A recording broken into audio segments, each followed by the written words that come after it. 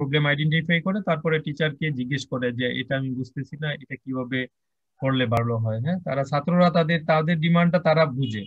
যেমন আমি একটি এক্সাম্পল দিই, তোমরা যেহেতু এগ্রিকালচারাল পিওর এগ্রিকালচার স্টাডি করতেছো তাই না, সেখানে তোমরা যখন তোমাদেরকে এই সাবজেক্টটা অফার করা হচ্ছে, ওই যে যেটা প্রথমেই বললাম যে তখন তোমরা তোমাদের মনের মধ্যে কিছু প্রশ্ন কাজ করছে যে আমরা কি তাহলে এই সাবজেক্ট পড়ে আমরা কি করব তাহলে। তখন যে প্রশ্নগুলো তোমাদের মনের মধ্যে আসবে তখন তোমরা সেগুলো নোট করে দেন তোমরা নিজেরা আলোচনা করতে, তখন টিচাররা তোমাদেরকে সেখানে ফেসিলিটেট করতো। হ্যাঁ, সেটা বেশি ইফেক্টিভ হতো এবং তোমাদের মুখস্থ করারও প্রয়োজন হতো না তখন। তখন দেখতে যে পরীক্ষার মধ্যে এরকম কোনো প্রশ্ন আসলে তোমরা নিজেরাই লিখে ক্লাসেই তোমাদের পড়াটা হয়ে যেত। এটা ছিল আমার ক্লাস নেওয়ার টেকনিক্স। হ্যাঁ, আলটিমেটলি কিছু করার নেই, যেহেতু আমাদের এখনো ইউনিভার্সিটি খুলছে না। হ্যাঁ, আমাদেরকে এভাবেই প্রস্তুত হতে হবে এবং এটা ধরেই এগোতে হবে আর কি। তোমাদের এই চ্যাপ্টারের আউটলাইনটা এখানে আছে, এখানে আমরা শিখতে পারবো যে society and its characteristics, sociology definition, rural sociology কি, origin and development of rural sociology, তারপরে aim of the study of rural sociology, importance of the study of the rural sociology, হ্যাঁ, scope of rural sociology, rules of the rural sociologist in agricultural and rural development। এইগুলো হচ্ছে মানে basic কিছু content. হ্যাঁ, এই এই চ্যাপ্টারে গতকাল আমি ক্লাসে জিজ্ঞেস করেছিলাম, যারা আনসারটা দিয়েছো তাদের মধ্যে থেকে, না আজকে যারা নতুন আছো আর কি, তাদের মধ্যে থেকে আমি এক মিনিট একটু শুনতে চাই। হ্যাঁ, আহ, বলো তো যে সমাজ বলতে তোমরা কি বুঝো, সোসাইটি বলতে কি বুঝো? স্যার, সমাজ বলতে বোঝায় কয়েকটা সম্প্রদায়ের সমষ্টি এবং তাদের আওতাভুক্ত কর্মকাণ্ড এরকম। সম্প্রদায়ের সমষ্টি এবং তাদের জি স্যার, কর্মকাণ্ড। তাদের কিছু অ্যাক্টিভিটিস গুলো। হ্যাঁ, হ্যাঁ আর কিছু সমাজ হলো রীতিনীতি মেনে চলে এরকম এক, মানে সমাজ বলতে গেলে মানে রীতিনীতি যেভাবে মেনে চলে মানুষজন, সেটা হলো সমাজ। মানে কয়েকটা সম্প্রদায় একসাথে মিলে যে সমাজের যে আমাদের কালচার গুলা আছে সেগুলোকে মেনে চলে, ওইটা সম্পূর্ণটা মিলে আমাদের সমাজ ব্যবস্থা গড়ে ওঠে। ব্যবস্থাতে চলে গেছো গড়ে উঠে এরকম। হ্যাঁ, আমি একটু মানে জিনিসটা একটা মিনিং জানতে চাচ্ছি যে আসলে সমাজ এইটা। সমাজ হচ্ছে একটা সামাজিক প্রতিষ্ঠান যেখানে স্যার মানুষ বাস করে, তারপরে রীতিনীতি সৃষ্টি করা যায়, অন্য মানুষ মেনে চলা যায় এবং মানুষের যেগুলো ভালো কাজে সব স্যার, সমাজ হচ্ছে স্যার একটা স্যার মানে যেখানে মানুষজন একটা সম্পর্ক বা সুন্দর একটা সম্পর্কের ভিত্তিতে বসবাস করে। হ্যাঁ হ্যাঁ, আমরা আরেকটু যেখানে বলো, থাকি এটার এই সাথে আরেকটু সমাজ। এড করো। হ্যাঁ, কাছাকাছি হচ্ছে ভালো। এখানে হচ্ছে মানে স্যার গোষ্ঠী বা বন্ধুত্ব, পরিবারের অথবা স্যার মানে বন্ধুত্ব সম্পর্ক নিয়ে, অথবা স্যার কি বলে, স্যার সমাজ এইটা হচ্ছে হচ্ছে কতগুলো পরিবারের সমষ্টি। কিছু পরিবার বা হচ্ছে কিছু গোষ্ঠীর সমষ্টি এবং তাদের মাঝখানের যে ইন্টারাকশন গুলা, এগুলার যে এগুলাই হচ্ছে, এগুলা সমষ্টি হচ্ছে আসলে সমাজ। আচ্ছা, সমাজ কি চোখে দেখা যায়? না স্যার। আহ, তোমরা মানে অনেকগুলো বিষয় চলে আসছে, শুধু যদি জি স্যার, দেখা যায় স্যার, কারণ স্যার সামাজিক বিভিন্ন প্রতিষ্ঠান তো আছে। হ্যাঁ বলো তো স্যার কিরকম। স্যার হ্যাঁ দেখা যায় না। যেমন স্যার শিক্ষা প্রতিষ্ঠান, তারপরে সামাজিক স্যার প্রধান ন্যাচারাল ক্লাবস, যেমন সমাজ হলো এমন একটা ডিবেট ক্লাব, প্রতিষ্ঠান যারা একে অপরের উপর সাহায্য হচ্ছে সহযোগিতার মাধ্যমে জিমনেশিয়াম। বেঁচে থাকে। হ্যাঁ, সমাজের কিছু অংশ দৃশ্যমান এবং কিছু কিছু অংশ অদৃশ্যমান। দৃশ্যমান গুলো একটু দেখাও তো আমাকে, কিভাবে স্যার, কিভাবে দৃশ্যমান বলতে স্যার সামাজিক প্রতিষ্ঠানগুলোর মাধ্যমে স্যার আমাদের স্যার সমাজের যে বৈশিষ্ট্যগুলো বা আমাদের এইগুলো ফুটে ওঠে। হ্যাঁ, আর সমাজ হলো এমন একটা প্রতিষ্ঠান যারা একে অপরের উপর নির্ভরশীল। হ্যাঁ, হচ্ছে। আরো আরো প্রসিড করো, আর আমি আলটিমেটলি আরেকটা ওয়ার্ড শুনতে চাচ্ছি তোমাদের কাছ থেকে। হ্যাঁ, এই বলো। মানুষ সমাজকে ছাড়া সমাজ বাঁচতে হলো পারবে না। এমন একটি প্রতিষ্ঠান যাদের উদ্দেশ্য স্যার, সমাজ এখানে হলো সোশিয়াল একদল রিলেশনশিপ মানুষ থাকবে। যখন মানে একটা উদ্দেশ্য সাধনের জন্য একতাবদ্ধ হয়ে জনসমষ্টি গড়ে তোলে, সেটা হলো সমাজ। মানে কোন একটা উদ্দেশ্য সাধনের জন্য।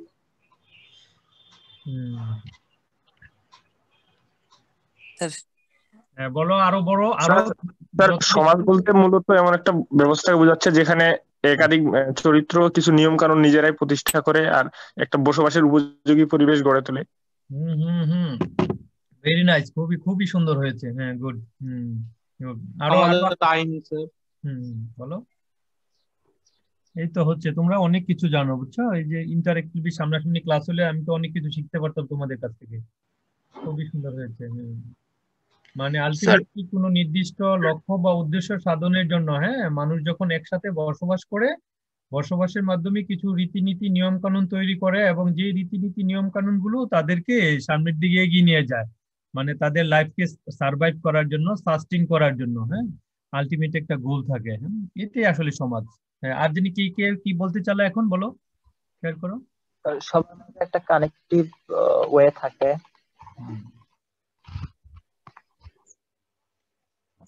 এটাই সমাজ। আর প্র্যাকটিক্যালি আসলে সমাজকে কিন্তু চোখে দেখা যায় না, এটা হচ্ছে একটা বিমূর্ত কনসেপ্ট, অ্যাবস্ট্রাক্ট। হ্যাঁ, এটা তোমাদের মনে রাখতে হবে। সমাজকে কিন্তু তুমি তোমার নিজের চোখে দেখতে পাচ্ছ না, হাত দিয়েও ধরা যায় না, বাট সমাজের যে রুলস, নিয়ম কানুন, রীতিনীতি, এটা রিয়েলাইজেশনের বিষয়। হ্যাঁ, এটা না বুঝলে কিন্তু সমাজ বিজ্ঞান বুঝবা না, এই সাবজেক্টও বুঝবা না, কারণ এটা এখানে এখানে বিষয়টা এখানেই।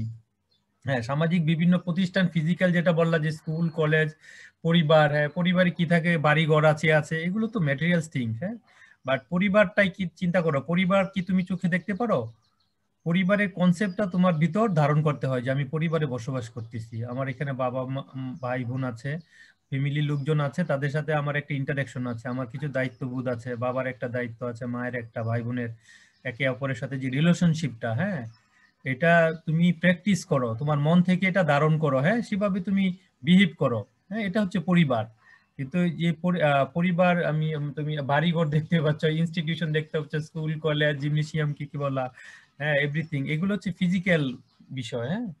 হ্যাঁ, এই ফিজিক্যাল বিষয়ের সাথে সমাজের সম্পর্ক আছে, সেগুলোও কিন্তু সমাজ না। হ্যাঁ, সেগুলো সমাজ, সমাজ চালানোর জন্য যে উপাদান, হ্যাঁ, হ্যাঁ, সামাজিক প্রতিষ্ঠান।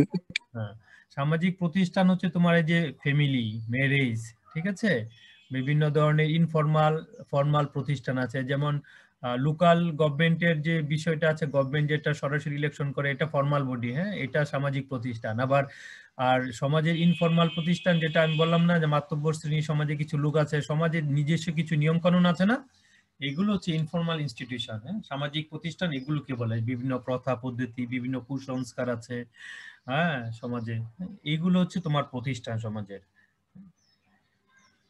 এভাবে সমাজকে চিন্তা করতে হবে, এটা তোমাদের স্টাডি করতে হবে। সোশিওলজির বিভিন্ন বই আছে, আমার মনে হয় কিছু বই তোমাদের থাকা উচিত, যেমন ইন্ডিয়ান রাইটারের একটা বই আছে শঙ্কর রাও, হ্যাঁ, CN শঙ্কর রাও, হ্যাঁ, এটা এটা বইটার নাম হচ্ছে সোশিওলজি প্রাইমারি প্রিন্সিপলস। হ্যাঁ, এই বইটা অন্তত তোমরা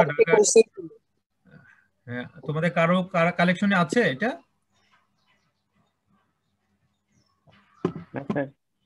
দেখো অনলাইনে যদি পাওয়া যায়, যদি ডাউনলোড দেওয়া যায়, দেখো চেষ্টা করে। তো শঙ্কর রায়ের বই, হ্যাঁ, শঙ্কর রাও, CN শঙ্কর রাও, নামটা আরেকবার একটু বলেন। এটা ইয়াতে আছে, আমি যে এই তোমাদের এই স্লাইডে আছে, তখন দেখতে পারবা, আমি শুধু এক্সাম্পল হিসেবে বললাম এখন। এটা দেখবা নীলক্ষেতে পাওয়া যায়, এটা অন্তত তোমাদের কাছে রাখো আর কি, কাজে দিবে আর কি।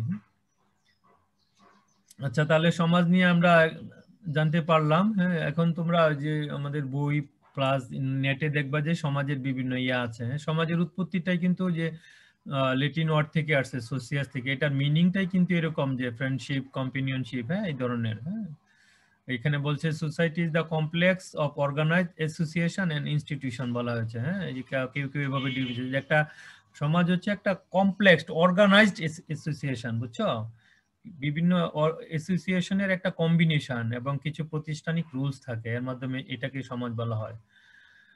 তারপরে society is the union itself, the organization, the sum of formal relation in which associating individuals are bound together, যেটা আলোচনার মধ্যে চলে আসছে, আমি এক্সপ্লেন করেছি অলরেডি, যে এটা আসলে সমাজ এটা নিজে একটা প্রতিষ্ঠান, এবং এটা বিভিন্ন ফর্মাল ইনফর্মাল রিলেশনশিপের মাধ্যমে মানে মানুষকে একত্রিত করে, হ্যাঁ, একসাথে বসবাস করার জন্য উপযোগী একটা পরিবেশ তৈরি করে, এবং মানুষই সেটা তৈরি করে, কন্ডিশনাল। দেখো এখন আমাদের একটা সময় ছিল যে যখন বার্টার সিস্টেম ছিল, মানুষের দান হইতো, একজন দান দিয়ে আরেকজনের পুকুরের মাছ নিত, ঠিক আছে না, প্রয়োজনীয় জিনিস চেঞ্জ করতো বার্টার সিস্টেমে। তো ওইটা ডেভেলপমেন্ট হতে হতে দেখো টাকার আবিষ্কার হয়ে গেল, হ্যাঁ, টাকা বা কয়েন এই ধরনের মুদ্রা আবিষ্কার হইলো। এখন দেখো সেগুলো ইনভ্যালিড হয়ে যাচ্ছে, এখন কার্ডের মাধ্যমে পে করা হচ্ছে। তোমার ডিজিটাল সিস্টেমে সবকিছু টাকা পয়সা তোমার অনলাইনই থাকবে, তোমার ক্যাশ টাকা নিয়ে যাওয়ার প্রয়োজন নেই, হ্যাঁ, তুমি প্রোডাক্ট কিনে নিয়ে চলে আসবা, হ্যাঁ, এভাবে চলে আসছে। এখন পরবর্তীতে আরো কোন ধাপে যাবে এই সিস্টেমটা, হ্যাঁ, এটা বলাই ভালো, বাট এটা সাথে রিলেশন আছে, হ্যাঁ, এটা সামাজিক সম্পর্কের ডেও বলা হয় সমাজকে, হ্যাঁ। তো সমাজের কিছু ক্যারেক্টার মানে কিছু ফিচার আছে, এগুলো একটু বলা উচিত। যেমন সমাজ, মানুষ ছাড়া সমাজ গঠন করা যাবে না, হ্যাঁ, এখানে মানুষ লাগবে এবং মানুষের মধ্যে পারস্পরিক যে বোঝাপড়া, ইন্টারাকশন থাকতে হবে, সচেতনতা, হ্যাঁ, একজন আরেকজনের সাথে যে আর এর আন্ডারস্ট্যান্ডিং, আগের স্লাইডটা একটু দেখাবেন? এগুলো তোমরা এতে শঙ্কর রায়ের বইয়ে পাবে, বুঝছো। আর আমি তোমাদের এটা দিয়ে দিব, ঠিক আছে, তোমাদের সিয়ারদেরকে দিয়ে দিব, সিয়াররা তোমাদেরকে দিয়ে দিবে। আচ্ছা ঠিক আছে স্যার। স্যার ফর্মাল রিলেশন আর ইনফর্মাল রিলেশন এই দুইটার মধ্যে একটু ডিফারেন্স বলবেন? হ্যাঁ দাঁড়াও আমি বলছি, হ্যাঁ আমি ক্লাসে আছি এখন। হ্যাঁ, ফর্মাল রিলেশনটা হচ্ছে যখন প্রাতিষ্ঠানিক ওয়েতে, বুঝছো, প্রাতিষ্ঠানিক ওয়েতে, যেমন বাংলাদেশের কনস্টিটিউশন, এটা ফর্মাল ইনস্টিটিউশন, ঠিক আছে। আরো ক্ষুদ্রভাবে বলি, গ্রামের যে লোকাল কাউন্সিল আছে না, আমাদের ইউনিয়ন পরিষদ আছে না, ইউনিয়ন পরিষদের অর্ডিন্যান্স, ইউনিয়ন পরিষদের নিয়ম কানুন, হ্যাঁ, ইউনিয়ন পরিষদ কিভাবে গঠন হয়েছে, এখানে সিলেক্টেড বডি থাকবে, হ্যাঁ, ইলেক্টেড বডি থাকবে, এখানে নির্বাচন হবে, তারা জনপ্রতিনিধি হবে, এগুলোর অধ্যাদেশের মাধ্যমে অনেক নিয়ম কানুন করা আছে গ্রামে, বুঝছো, এটাকে বলে ফর্মাল। আর এছাড়াও গ্রামে দেখবা বিভিন্ন পাড়া মহল্লায়, হ্যাঁ, বিভিন্ন ভাবে বিভিন্ন ধরনের নিয়ম কানুন প্র্যাকটিস হয়, ঠিক আছে। যেমন দুর্রা মারার ঘটনা, জানো, দুর্রা বুঝো, যে সমাজে বড় কোনো ধরনের অশালীন কোনো কাজ করলে, হ্যাঁ, গ্রামের কিছু লোকজন সালিশের মাধ্যমে, হ্যাঁ, বিভিন্ন নিয়মের মাধ্যমে শাস্তি দেয়, হ্যাঁ, যেটা সরকারের মানে বাংলাদেশ গভর্নমেন্টের, বাংলাদেশের কথাই বলি, আইনগত কোনো তাদের পারমিশন দেওয়া নেই, ঠিক আছে, এটা কি বলে ইনফরমাল, হ্যাঁ। জি স্যার, চৌকিদার দিয়ে পিটায়। সেটাই না, সে চৌকিদার দিয়ে পিটাবে তো মানে চেয়ারম্যান, বাট এছাড়াও গ্রামের আরেকটা শ্রেণী আছে, হ্যাঁ, গ্রাম পঞ্চায়েতের মাধ্যমে স্যার বিচার, এক কথায় গ্রাম পঞ্চায়েতটা হচ্ছে ইনফরমাল, ঠিক আছে, ওইটা ফর্মাল না। গ্রাম পঞ্চায়েত যেটা আছে, এই পঞ্চায়েত শব্দটা ইউজ হয় পশ্চিম বাংলায় বেশি, হ্যাঁ, আর আমাদের দেশে সালিশ, গ্রাম্য সালিশ বলা হয়, তাই না স্যার? মাতব্বর স্যার, গ্রামের মাতব্বর, গ্রাম্য সালিশ। এটা কিন্তু ইনফরমাল হলে এটার পাওয়ার অনেক ক্ষেত্রে কিন্তু ফর্মাল যেটা আছে আমি বলতেছি এটার চেয়ে অনেক বেশি, এটা বিলিভ করো তো, তাই না, এটা অনেক এটা অনেক বেশি, কারণ এটার যে ইম্পর্টেন্স, এটার যে সেন্সিটিভিটি, এটা অনেক মানে ফর্মালের চেয়ে অনেক বেশি। এখানে অনেক পলিটিক্স জড়িত থাকে, হ্যাঁ, সেই জন্য এটা হচ্ছে ইনফরমাল। স্যার কিন্তু তারা বেশিরভাগ সময় স্যার বিচার করে স্যার আপনার অন্যায় ভাবে, বুঝলেন।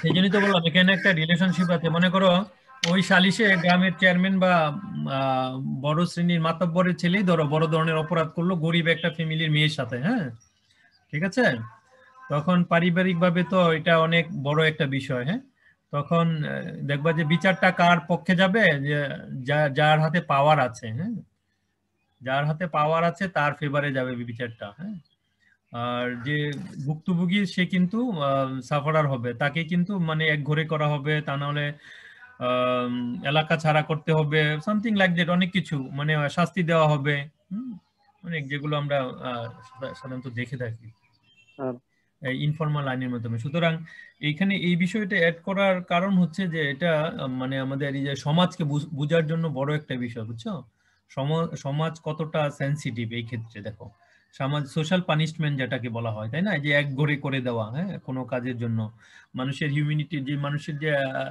রাইটস আছে, সেই রাইটস কে খর্ব করে অনেক ক্ষেত্রে এই ইনফরমাল ইনস্টিটিউশন গুলো অনেক বড় ধরনের অন্যায় করে ফেলে, হ্যাঁ। যেমন গ্রামে মনে করো ডাকাতি হলো, হ্যাঁ, রাতের বেলায় ডাকাতদের ধরে গণপ্রতিনিধি দিয়ে মেরে ফেলে না অনেক সময়, চুরকে ডাকাতকে। জি স্যার, ইয়েস স্যার। পরে দেখো এটা নিয়ে কিন্তু মানে সরকার কোনো মামলা করলে বা মামলা করলেও সেটা কিন্তু পরে আর আসামিদের ধরতে পারে না, বা ধরলেও সেই ধরনের শাস্তি হয় না, সাক্ষী দিতে চায় না কেউ। হ্যাঁ, যে ওই ইনফরমালি মানে আইনটা হাতে নেওয়ার জন্য, হ্যাঁ, সেটা পরে আর হয় না, অনেক কিছু হয়, হ্যাঁ, পরে পারে না এটা। হ্যাঁ, এরকম হইতে থাকে আর কি এই বিষয়টা। তোমার সমাজের ক্যারেক্টারিস্টিক্স গুলো পড়লে আরো বুঝে যাবে সমাজের যে মানে একজন আরেকজনের উপর ডিপেন্ড করবে, একজন আরেকজনের সাথে যেমন ডিপেন্ড করবে, মানে যে কোনো ভালো জিনিসের প্রতি সমর্থন দিবে, আবার অপছন্দ থাকবে, ঠিক আছে, মানে মতের মিল থাকবে আবার মতানৈক্য থাকবে, এটাই স্বাভাবিক। তা না হলে সমাজ ব্যবস্থা টিকে থাকবে না। আবার বুঝছো, সমাজে কনফ্লিক্ট থাকবে, কোঅপারেশন থাকবে, হ্যাঁ, যেরকম কনফ্লিক্টও থাকবে, কোঅপারেশন থাকবে, কম্পিটিশনও থাকবে।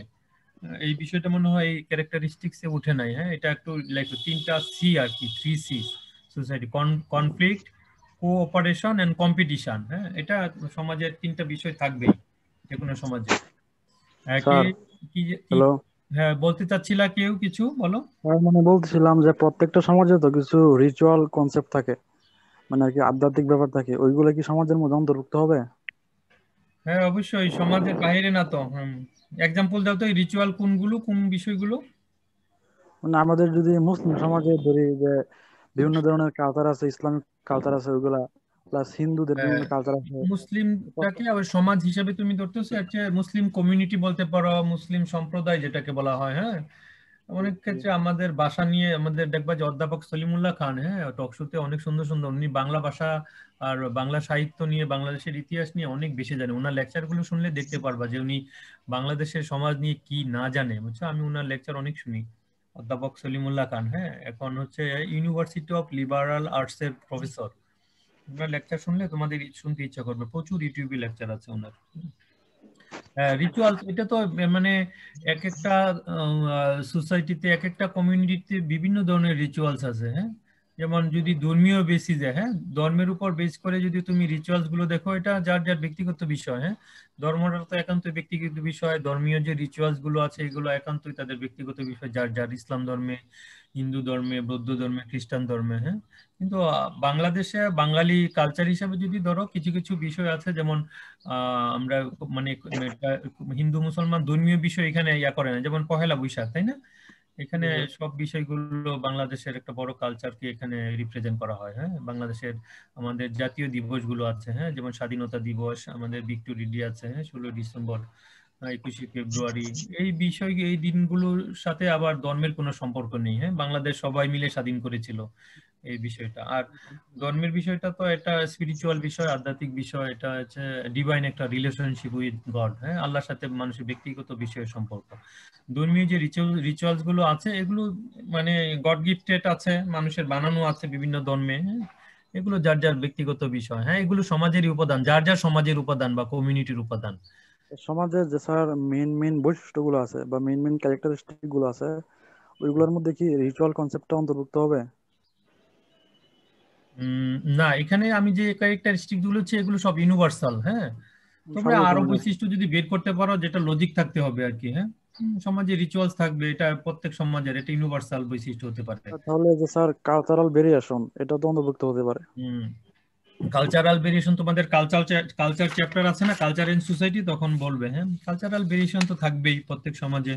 এবং বাংলাদেশে দেখো, এক একটা এলাকা থেকে আরেকটা এলাকার কালচার ডিফারেন্স আছে। হ্যাঁ, বিয়ে শাদীর ক্ষেত্রে আছে, খাবার দাবারের ক্ষেত্রে আছে। কোনো এলাকায় মরিচ বেশি খায়, কোনো এলাকায় মরিচ কম খায়। হ্যাঁ, এক এক এলাকার রান্নার, চিটাগাং এ হচ্ছে কালো বুনা। হ্যাঁ, তারপরে আর কোন কোন জায়গায় কি কি স্পেশাল খাবার আছে। হ্যাঁ, সিলেটে এক ধরনের খাবার, ময়মনসিংহ এর লোকজনের বাসায় এক ধরনের, তারপরে হচ্ছে কুষ্টিয়া, যশোর, ঝিনাইদহ ওই অঞ্চলের লোকজনের কথার ভঙ্গি অনেকটা পশ্চিমবঙ্গের মানুষের সাথে মিল আছে না? নর্থ বেঙ্গল আমাদের শুদ্ধ ভাষা স্যার, আমাদের শুদ্ধ ভাষা। হ্যাঁ, সেটা প্র্যাকটিস করার চেষ্টা করি। বাট আমি ভাষা নিয়ে কোনো কিছু বলতে চাই না, কারণ আমরা এই ভাষার জন্য, বুঝছো, শহীদ হয়েছে 1952 সালে, তাই না? ভাষা মায়ের ভাষা আমাদের বড় ভাষা, বাট যেটা সেটা তোমার লোকাল ল্যাঙ্গুয়েজকে তোমার রেসপেক্ট করতে হবে প্রত্যেক এলাকার। হ্যাঁ, এটা কোনো ইয়া নেই। তোমার এটা নিয়ে দেখবা যে নাটক আছে বিভিন্ন, মোশাররফ করিমের নাটক আছে দেখবা, হ্যাঁ, বরিশালের ভাষা নিয়ে আছে বিভিন্ন অঞ্চলের, সেখানে মানে দেখলে ইনফরমেশন গুলো চলে আসে। আসলে এটা খুবই সেনসিটিভ একটা বিষয়। হ্যাঁ, নিজের ভাষার প্রতি সম্মান করতে হবে সবাইকে। হ্যাঁ, আর বাংলা ভাষাকে তো ইউনেস্কো দেখো না মর্যাদা দিয়েছে না, যেটা আন্তর্জাতিক মর্যাদা দিয়েছে। সুতরাং আমরা আমাদের ভাষাকে নিয়ে খুব গর্বিত, এটা আমাদের মনে রাখতে হবে। হ্যাঁ, একজন কে জানি বলতে চাচ্ছিল, এখন কিছু বলো। স্যার বলছি স্যার। একজন মেয়ে কিছু বলতে চাইছিল, বললো। তুমি বলো, কে জানি বলতে চাচ্ছিলা। স্যার মিউচুয়াল ইন্টারঅ্যাকশন ব্যাপারটা একটু যদি বলতেন। মিউচুয়াল পারস্পরিক ইন্টারেকশন আর কি। হ্যাঁ, এটা সমাজে তো আছেই, যেমন পারস্পরিক দৃষ্টিভঙ্গি। পারস্পরিক ইন্টারেকশন থাকবেই তো। তুমি কথা বলা ছাড়া থাকতে পারবা? তোমার ফ্যামিলিতে থাকতে পারবা না, তোমার প্রতিবেশীর সাথে কথা বলা ছাড়া থাকতে পারবা না, তোমার ক্লাসমেট। মিউচুয়াল ইন্টারেকশন একে অপরের সাথে যে পারস্পরিক বোঝাপড়া, কথা না বলে তো, ইন্টারেক্ট না করে তো থাকা যাবে না। এটাই মিউচুয়াল ইন্টারেকশন। তোমার মনের মধ্যে কি আছে, তোমার মনের মধ্যে কোনো কষ্ট থাকলে সেটা আরেকজনের সাথে শেয়ার করে তুমি হালকা হওয়া। হ্যাঁ, তোমার ফ্যামিলির লোকজন হতে পারে, সেটা তোমার ফ্রেন্ড হতে পারে, হ্যাঁ, সমাজের লোকজনের সাথে হতে পারে। হ্যাঁ, মিউচুয়াল ইন্টারেকশন। অন্য কিছু আরো বলো। স্যার 3C কি যেন বলেন, ওইটা আরেকবার বলেন। Conflict, cooperation and competition. হ্যাঁ, এই তিনটা সি। হ্যাঁ, এটা সমাজের বড় উপাদান। এটা মনে রাখতে হবে যে সমাজে কনফ্লিক্ট থাকবে, কোঅপারেশন থাকবে, কম্পিটিশনও থাকবে।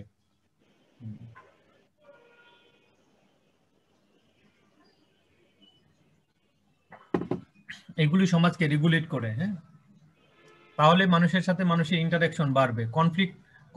কনফ্লিক্ট ছাড়া কোনো সমাজ নেই, আর কনফ্লিক্ট না হলে তুমি সামনে এগোতে পারবে না, বুঝছো? কনফ্লিক্টটাকে সবসময় নেগেটিভলি ব্যাখ্যা করা যাবে না, পজিটিভলি নিতে হবে। আজকে আমরা যদি এই সমাজ ব্যবস্থার উন্নয়ন চাই, তাহলে আমাদেরকে সমাজের প্রবলেমগুলো আইডেন্টিফাই করতে হবে না। প্রবলেম আইডেন্টিফাই করতে গেলে দেখবা সমাজে কনফ্লিক্ট অ্যারাইজ করবে। সেই কনফ্লিক্টগুলো মিনিমাইজ করার জন্য কিছু পলিসি তৈরি করতে হবে, কিছু ধরনের নিয়ম কানুন তৈরি করতে হবে নতুন করে। হ্যাঁ, যেমন দেখো, আগে শুধু পুলিশ ছিল বা সেনাবাহিনী ছিল বাংলাদেশের এই যে স্বাধীনতা সার্বভৌমত্ব রক্ষার জন্য, বাংলাদেশের জনগণের সেবার জন্য পুলিশ ডিপার্টমেন্ট ছিল, তাই না? তখন হঠাৎ করে কত বছর আগে র্যাবের উৎপত্তি হয়েছে, মনে আছে তোমাদের? র্যাব দেখো একটা বড় ধরনের, একটা বাংলাদেশের ডিফেন্সে বড় ধরনের একটা স্থান দখল করে আছে, তাই না? হ্যাঁ হ্যাঁ, দেখো চলে আসছে। কারণ এটা দেখো আবার মার্চ করে গেছে সমাজের সাথে, এটা এটা মেস হয়ে গেছে একদম। এখন কি র্যাব তুলে দিতে পারবে? হ্যাঁ, র্যাব তুলে দিলে যে এই যে একটা দূরত্ব সৃষ্টি হবে, তাই না? একটা গ্যাপ সৃষ্টি হয়েছিল, গ্যাপটাকে পূরণ করছে র্যাবের মাধ্যমে। যে ইনস্ট্যান্ট, হ্যাঁ, রেপিড অ্যাকশন করতে হবে।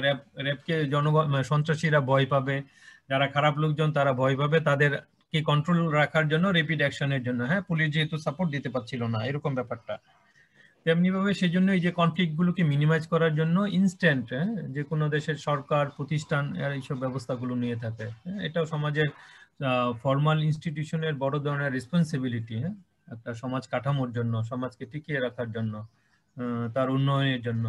আলটিমেটলি সমাজে কোঅপারেশন থাকবে, হ্যাঁ, একে অপরের সহযোগিতা থাকবে, ডিভিশন অফ লেবার থাকবে। এটাই ডিভিশন অফ লেবারটাই হচ্ছে অনেক ক্ষেত্রে সোশ্যাল স্ট্রাটিফিকেশনের একটা মেইন কম্পোনেন্ট। হ্যাঁ, যেমন ফ্যামিলিতে দেখো যে একজন বৃদ্ধ, যে তার কি ফাংশন, একজন ইয়াং পারসন তার কি কাজ ফ্যামিলিতে বা সমাজে, সে কিভাবে ফ্যামিলিকে সাপোর্ট দিচ্ছে।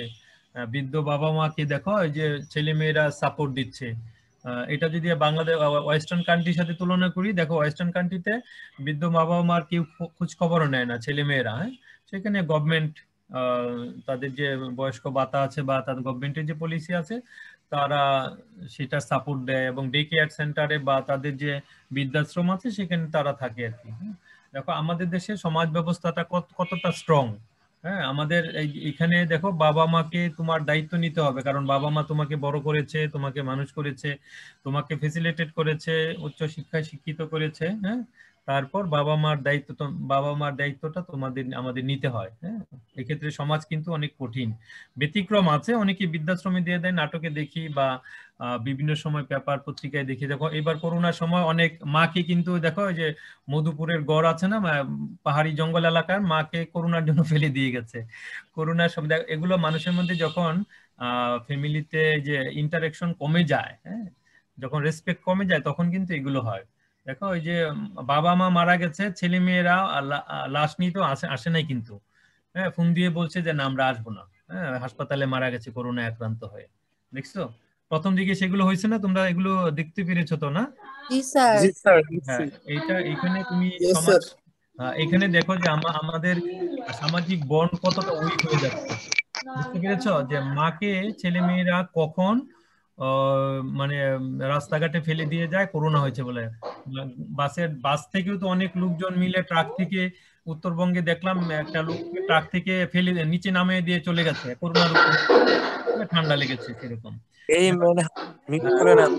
যখন ব্যক্তি স্বার্থ মানে সেলফিশনেস, বুঝো, সেলফিশ, নিজস্ব, যখন মানুষ বেশি নিজস্বতাকে বেশি যখন প্রাধান্য দেয়, তাই না, তখন কিন্তু এই বিষয়গুলো সমাজে বেশি মাথাচাড়া দিয়ে ওঠে। এবং এটা থেকে, এই কয়েকটা ঘটনা থেকে আমরা কিন্তু আন্দাজ করতে পারি, হ্যাঁ, যে আমাদের সমাজ ব্যবস্থার মধ্যে যে আগের যে সমাজ ব্যবস্থার বিষয়গুলো কি হয়েছে জানো, এগুলো হচ্ছে উইক হয়ে যাচ্ছে, বন্ড গুলো, রিলেশনশিপ গুলো উইক হয়ে যাচ্ছে না। যেখানে একটা ফ্যামিলির মাকে বা বাবাকে মানে এই ক্রাইসিস মোমেন্টে কেয়ার করার কথা, সেক্ষেত্রে তারা দূরে সরিয়ে দিচ্ছে। তার মানে ওভারঅল সমাজ ব্যবস্থার চিত্রটা কিন্তু অনেকাংশে ফুটে ওঠে। হতে পারে সেটা নিডি ফ্যামিলি, গরিব ফ্যামিলি, অশিক্ষিত ফ্যামিলি, মানে বুঝে না ইন্টারাকশনটা, বা ঘটনাগুলো তো সত্যি ঘটেছে, তাই না? সেই জন্যই সমাজ বিজ্ঞানের ইম্পর্টেন্স আছে, যে আমি ফ্যামিলিতে থাকতেছি, আমার দায়িত্ববোধ আছে, রেসপন্সিবিলিটি, এই প্রত্যেকের জায়গায় থেকে তার দায়িত্বটা পালন করা, হ্যাঁ, সুনাগরিক হিসাবে। এটা একটা বড় বিষয় কিন্তু সমাজ বিজ্ঞানীদের গবেষণার বিষয়, বা সমাজ বিজ্ঞানের ছাত্র বা এমনিও শিক্ষিত মানুষ হিসাবে, বুঝছো, প্রত্যেক মানুষেরই তো দায়িত্ব এটা, যে আমি একটা ফ্যামিলিতে বড় হচ্ছি, আমি সব ধরনের সাপোর্ট পাচ্ছি, ঠিক আছে, এভরিথিং পাচ্ছি, কিন্তু যখন ফ্যামিলি ক্রাইসিস থাকবে তখন কেন আমি ফ্যামিলির সাথে থাকবো না, সব সময় থাকা উচিত। এগুলো সমাজ বিজ্ঞানীরা প্রেসক্রাইব করবে, এবং আলটিমেটলি ধর্মীয় প্রেসক্রিপশনটা এই ক্ষেত্রে আরো বেশি, অনেক কঠিন, অনেক স্ট্রং। ধর্ম এটাকে অনেক বেশি জোরালো ভাবে দেখেছে এই বিষয়গুলোকে, যে বাবা মার সেবা করা প্লাস প্রতিবেশীর হক, সমাজের হক, হ্যাঁ, এগুলো যদি যে ধর্মই থাকুক না কেন, প্রত্যেক ধর্মই কিন্তু ভালোভাবে প্রেসক্রাইব করা আছে যে মানুষের জন্য কাজ করতে হবে। হ্যাঁ, এটা হচ্ছে সবচেয়ে বড় ধর্ম। হ্যাঁ, হিউম্যানিটি ইজ দ্য ফার্স্ট। তোমার প্রথম মানব সেবার জন্য কাজ করতে হবে। আর তোমরা যে এখন শিক্ষিত হচ্ছ, তোমরা এত বড় একটা ডিগ্রি অর্জন করবে বাংলাদেশ এগ্রিকালচারাল ইউনিভার্সিটিতে, তাই না?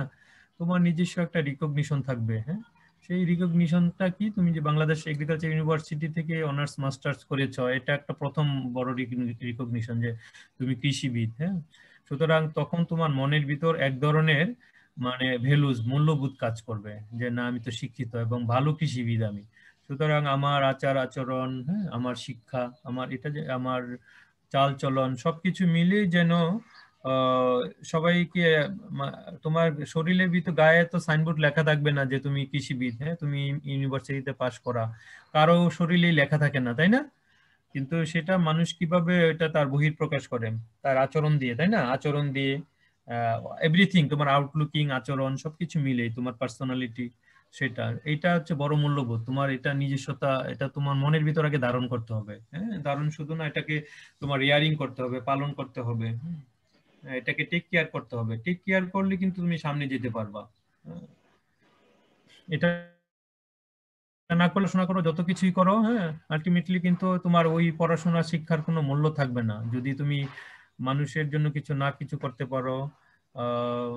মানুষের ভাগ্যের উন্নয়ন বলো বা তোমার ফ্যামিলির উন্নয়ন, সমাজের উন্নয়ন, সবকিছুর জন্য তোমার আলটিমেট উদ্দেশ্যই থাকবে যে আমি যে জ্ঞানটা অর্জন করতেছি এটা আমি মানুষের জন্য কাজে লাগাইতে চাই, সেক্ষেত্রে তোমার একটা গোল সেট করতে হবে। এটা প্রত্যেকটা মানুষের এইমই থাকে। যেমন তোমরা এখানে এগ্রিকালচার পড়তেছো, তোমাদের হয়তো বা এইম ছিল ডাক্তার হবো, ইঞ্জিনিয়ার হবো, বুয়েট বা ম্যাক্সিমামই তোমাদের ডাক্তার হওয়ার ইচ্ছা থাকে বাংলাদেশে, তাই না? এরকমই থাকে। বুঝছো, ডাক্তার না হয়ে কি মানুষের সেবা করা যায় না? ঠিক আছে। আর যে ডাক্তারটা মনে করো 500 টাকা নিলে চলে, সেখানে 2000 টাকা ফি নিচ্ছে গরিব মানুষের কাছ থেকে, হ্যাঁ, সেটাকে কে তুমি সেবা বলবা? আর ওই 2000 টাকা ফি দিতে গিয়ে মানে তার মানে আলটিমেটলি তার ঘরে খাবারও থাকবে না, এরকম এই অবস্থা হবে, তাই না? জি স্যার, এটা ডাকাতি। হ্যাঁ, সেটাই, সেই ধরনের ডাক্তার না হওয়াই ভালো। হ্যাঁ, ডাক্তার হয়ে শুধু ডাক্তার হয়ে মানুষ সেবা করে, সেবাটা কি শুধু ডাক্তারের সাথে জড়িত, এটা কখনো বিশ্বাস করবো না। হ্যাঁ, সেবা যে কোনো মানুষ যে কোনো লেভেল থেকে করতে পারে। হ্যাঁ, দেখো একজন শেরপুরের একজন ভিক্ষুক, হ্যাঁ, করোনার সময় তার 10,000 টাকা দিয়ে দিচ্ছে না, যে করোনা আক্রান্ত মানুষকে সেবার জন্য। তোমরা দেখেছো নিউজটা? জি স্যার। হ্যাঁ, দেখো জি স্যার। এর চেয়ে বড় রিকগনিশন কি হতে পারে? দেখো জেলা পরিষদ তাকে না, ডিসি অফিসে, হ্যাঁ, ডেকে তাকে রিকগনিশন দেওয়া হচ্ছে, সম্মান দেওয়া হয়েছে তাকে। হ্যাঁ, প্রাইম মিনিস্টার সরাসরি তার টেক কেয়ার করতে বলছে ওই প্রশাসনকে, তার বাড়ি করে দিতে বলছে, তার টেক কেয়ার করতে বলছে। দেখো এই মানে ক্ষুদ্র লেভেলের একজন মানুষ, হ্যাঁ, একজন ফকির, হ্যাঁ, মানুষের কাছ থেকে টাকা কুড়িয়ে, মানুষের কাছ থেকে টাকা নিয়ে এসে ওটা সেভ করে সেটা মানুষের জন্য দিয়ে দিতে চাচ্ছে। এর চেয়ে বড় এক্সাম্পল কি হতে পারে? আর তুমি যত বড় ডাক্তারই হোক না কেন, হ্যাঁ, তার সাথে যদি তুমি কম্পেয়ার করো, কখনোই তুমি তাকে রিকগনিশন দিতে পারবে না এজ এ ডাক্তার হিসেবে। তুমি এর চেয়ে ভালো, তুমি এই লোককে আমাদের স্যালুট করা উচিত, তাই না? এটা হচ্ছে হিউম্যানিটি। হ্যাঁ, এটা হচ্ছে, হ্যাঁ, বলো কি বলতে চাইলে, বলো। এটা এই ঘটনাগুলো থেকে তোমাদের শেখার অনেক কিছু আছে কিন্তু। হ্যাঁ, আর সমাজ হচ্ছে ডাইনামিক একটা বিষয়। হ্যাঁ, আমরা আজকে যে সমাজ ব্যবস্থায় বাস করতেছি, বলতো এই সমাজ ব্যবস্থার নেচারটা কি? এটা কি তুমি কোন স্টেজের সমাজ ব্যবস্থা বলবা? হ্যাঁ, সব ডাইনামিক, গতিশীল। আর ডাইনামিক তো এটা ক্যারেক্টার। হ্যাঁ, সমাজ গতিশীল, সবসময় আরো সামনের দিকে যাবে। সমাজ ব্যবস্থার স্ট্রাকচারটা কন্টিনিউ পরিবর্তন হচ্ছে, তো এটা এক জায়গায় স্থির নাই। হ্যাঁ, আমরা কোন লেভেলে আছি এখন, এটা কি বলে বাংলাদেশে? Modern, post modern. মডার্নের পরে হ্যাঁ, পোস্ট মডার্ন। আর তোমরা প্রাচীনকালের কিছু ইতিহাস জানো কিনা? যেমন যখন সমাজের কনসেপ্ট তেমন ছিল না, বাট সমাজের যে ইম্পর্টেন্স এটা তারা বুঝতো, তাই না? যে একসাথে দলবদ্ধভাবে কিন্তু প্রাচীনকাল থেকে বসবাস করতো মানুষ। কেন একসাথে দলবদ্ধভাবে বসবাস করতো? তখন কিন্তু মানুষের ক্ষুধা নিবারণের জন্য তারা বেসিক্যালি বন্য পশু শিকার করতো, আর হচ্ছে ফলমূল কালেক্ট করতো, তাই না? এটা একটা বৈশিষ্ট্য ছিল ওই তখন কিন্তু পুরুষরা একসাথে ফলমূল কালেকশনে যেত, আর মহিলারা কিন্তু বাড়িতে থাকতো, গুহায় বসবাস করতো যখন আর কি। তখন দেখো লেবার ডিভিশনটা হয়েছে, ওই যে একসাথে ফলমূল কালেকশন করে যাওয়ার মিনিংটা হচ্ছে যে বন্য পশুর আক্রমণ বা অন্য কোনো গ্রুপ যেন তাদেরকে আক্রমণ করতে না পারে। একা কিন্তু কোনো মানুষ যেত না। দেখো সমাজ কিন্তু তখন থেকেই তৈরি হয়েছে, তাই না? ওই গতিশীল সমাজ ব্যবস্থা দেখো আজকে কোথায় এসছে। হ্যাঁ, ওই সমাজ ব্যবস্থা প্রিহিস্টিক সমাজ ব্যবস্থা বলা হয়। হ্যাঁ, সেই পেস্টোরাল এগ্রিকালচার, তারপরে হচ্ছে পশুপালন সমাজ ব্যবস্থা হলো, তারপরে এগ্রিকালচার, হ্যাঁ, সাবসিস্টেন্স এগ্রিকালচার ছিল। আমরাও নিজেও দেখেছি আজ থেকে 20-25 বছর আগে গ্রামের কৃষকরা এই যে কমার্শিয়ালি কোনো ফার্মিং এ যেত না, তারা শুধু তাদের পরিবারের ভরণ পোষণের জন্য শুধু যত কিছু জমিতেই তারা চাষাবাদ করতো। হ্যাঁ, এটাকে বলা হয় সাবসিস্টেন্স। হ্যাঁ, সেটা থেকে এখন কিন্তু কারো জমি কিন্তু এখন পড়ে থাকে না, হ্যাঁ, ফেলো ল্যান্ড থাকে না, এটা প্রোডাক্টিভ ওয়েতে ব্যবহার করে। হ্যাঁ, কমার্শিয়ালি চলে আসছে। তারপর এখন তো ইন্ডাস্ট্রিয়াল। হ্যাঁ, এখন ইন্ডাস্ট্রির যত সাপ্লাই র মেটেরিয়ালস এগ্রিকালচার থেকে যাচ্ছে, আমরা ইম্পোর্ট করতেছি। আর 150-200 বছর পূর্বে ইংল্যান্ডে যে শিল্প বিপ্লব হয়েছিল, হ্যাঁ, এই সাবকন্টিনেন্ট থেকে বিভিন্ন সম্পদ ব্রিটিশরা নিয়ে গিয়ে তাদের দেশে করেছিল। হ্যাঁ, এই শিল্প বিপ্লবের মাধ্যমে সারা ওয়ার্ল্ডে একটা বড় ধরনের বৈপ্লবিক পরিবর্তন আসে, যেটা ইন্ডাস্ট্রিয়াল রেভলিউশন হয়েছিল। তারপর ফ্রেঞ্চ রেভলিউশন হয়েছে। এভাবে ইউরোপিয়ান সভ্যতা, হ্যাঁ, এইগুলোর মাধ্যমে কিন্তু আমাদের যে ছিটেফুটে উন্নতিগুলো ওখান থেকে আসছে। তারপর তো এখন তো বিশ্বায়ন, তাই না, একটা গ্লোবাল ভিলেজ। আমি তোমাদের এখানে ক্লাস নিচ্ছি, এখন এখানে থেকে যদি আমেরিকা থেকে কেউ যোগ দেয় একই টাইমে ক্লাস নিতে পারবো, তাই না? সবার সাথে আমি ক্লাস কন্টাক্ট করতে পারবো। সুতরাং এখন গ্লোবাল ওয়ার্ল্ড একটা প্রত্যেকের হাতে মুঠোয় চলে আসছে, তোমাদের মোবাইল হাতে থাকে, তুমি এট এ টাইম সারা ওয়ার্ল্ডের খবর নিতে পারছো, তাই না? হ্যাঁ, আমাদের টাইমও মনে হয় শেষ হচ্ছে, 60 মিনিট দেওয়া না? আর 1 মিনিটের মতো আছে। আজকের আলোচনা থেকে তোমাদের কোনো কমেন্ট থাকলে বলো। আর স্যার নেক্সট ক্লাস থেকে যেটা বলি নিচেরটা sir, it is gregarious nature of man, এটা কি স্যার? এটা হচ্ছে মানুষের একসাথে থাকার একটা টেন্ডেন্সি, সমাজের বৈশিষ্ট্য। গ্রেগারিয়াস নেচার হচ্ছে tendency of combinely living together, হ্যাঁ, of human character, gregarious nature মানে একসাথে বসবাস করার একটা টেন্ডেন্সি, এটাকে সমাজ বলে। নেক্সট ক্লাস থেকে তোমাদেরকে কিন্তু আমি প্রতিটা ক্লাসের পরে তোমাদেরকে মানে কিছু লিখে আমাকে যে টেক্সট করে দিবা, এরকম কিছু দিব যে আজকে ক্লাস থেকে তুমি আলটিমেটলি কি কি বিষয় শিখতে পারবে। এটা আমাকে প্রতি ক্লাসের শেষে 10 মিনিট বা 5 মিনিট আগে সবাই তোমাদের যে টেক্সটে গিয়ে টেক্সট করবা, হ্যাঁ, প্রত্যেক আইডি থেকেই, তাহলে আমি বুঝতে পারবো যে তোমরা আলটিমেটলি একটা ক্লাস থেকে কিছু শিখতে পেরেছো। আগের স্লাইডের 3 আর 4 নম্বর পয়েন্ট আরেকবার বলেন স্যার। কোনটা? It is a gregarious nature of man. Sir এর আগের স্যার, আগের সোশ্যাল কন্ট্রোল। না স্যার আগের স্লাইড, এর আগের স্লাইড স্যার, আগের স্লাইডে 3 নাম্বারটা একটু দেখেন। আচ্ছা, তোমাদের কোয়ারি থাকলে নেক্সট ক্লাসে করব, আজকে তো সময় শেষ, তাই না? স্যার এর পরের ক্লাসটা হবে না স্যার, আপনি বলেন স্যার। স্যার যেটা sir, society depends on likeness আর society rest on difference too. মানুষ সমাজে বুঝছো মানে মানে মানুষের যে চরিত্রগুলো আছে, ক্যারেক্টারগুলো আছে, এটা মোটামুটি কাছাকাছি ধরনের, খুব বড় ধরনের কোনো ডিফারেন্স না হইলে মানুষ সম্মতি দেয়, বুঝছো?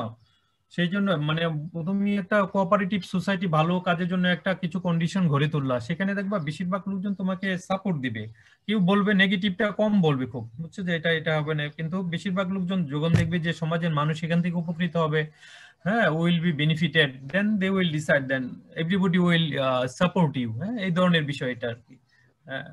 সবসময় ভালো জিনিস ভালোর প্রতি সকলের সমর্থন থাকে এই বিষয়টা। আর ডিফারেন্স তো থাকবেই, একজনের সাথে, এটা হচ্ছে ব্যক্তি কেন্দ্রিক, একজনের সাথে আরেকজনের ডিফারেন্স থাকবে সমাজের বিষয়, একটা সমাজ থেকে আরেকটা সমাজের ডিফারেন্স আছে। আমাদের এই বাংলাদেশে দেখবা যে ট্রাইবাল সোসাইটির সাথে আমাদের কালচারের অনেক ডিফারেন্স আছে, হ্যাঁ। আবার বিভিন্ন উন্নত সমাজ ব্যবস্থা, মানে ঢাকা শহরেরই চিন্তা করে দেখো, ওখানে বিভিন্ন ধরনের ক্লাসের লোকজন বসবাস করে, অনেক ধনী, অনেক হায়ার ক্লাসের মধ্যে অনেক ডিফারেন্স আছে, লোয়ার ক্লাসের পিপল আছে, তাদের মধ্যে ডিফারেন্স আছে, ডিফারেন্সও থাকবে, হ্যাঁ। কিন্তু ভোট দিতে গিয়ে দেখো যে সাইদ এখন আতিকুল না, এই উত্তরের মেয়র, হ্যাঁ, ভোট কিন্তু ধনী গরিব সবাই দিয়েছে, হ্যাঁ, যে না উনি ভালো কাজ করবে, হ্যাঁ। আর ব্যক্তিগত ক্ষেত্রে দেখো ডিফারেন্স আছেই তাদের মধ্যে, হ্যাঁ। এগুলো মিনিং এগুলোই। আর প্রত্যেকটা এগুলো সমাজের বৈশিষ্ট্য বের করলে আরো অনেক বের করা যাবে, হ্যাঁ। তোমরা প্রত্যেকটা পয়েন্ট ধরে ধরে এক্সপ্লেইন করার চেষ্টা করবে, হ্যাঁ। এগুলো বেসিক কথা। নেক্সট ক্লাসে আমরা সোশিওলজি নিয়ে আলোচনা করবো, হ্যাঁ, সোশিওলজি নিয়ে। আর সমাজ নিয়ে যদি তোমাদের আরো কোনো কোয়ারি থাকে সেই ক্ষেত্রে তোমরা করবো, হ্যাঁ, এটাই। আর ফিডব্যাক দিতে হবে নেক্সট ক্লাস থেকে। বলো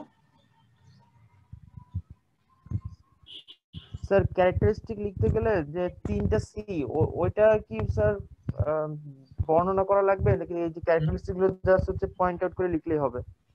পরীক্ষার কোশ্চেন আসার ক্ষেত্রে কিভাবে লিখবো স্যার সেইটা এক্সপ্লেইন করবা নিজের মতো করে। কনফ্লিক্ট থাকবে সমাজে, কোঅপারেশন থাকবে, হ্যাঁ,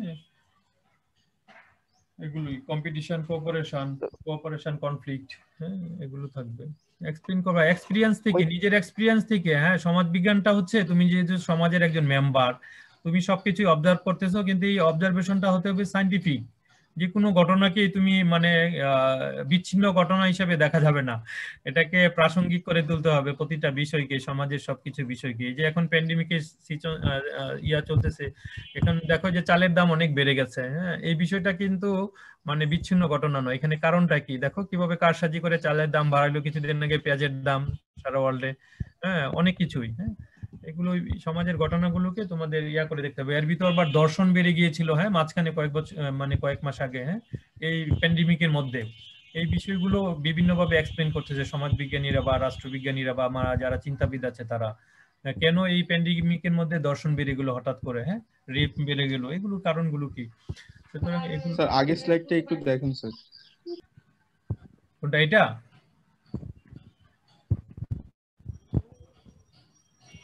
জি স্যার, থ্যাংক ইউ স্যার। আচ্ছা ওকে, তাহলে তোমাদের সাথে নেক্সট ক্লাস হবে আমার আগামী সোমবারে, হ্যাঁ 11টায়। ওকে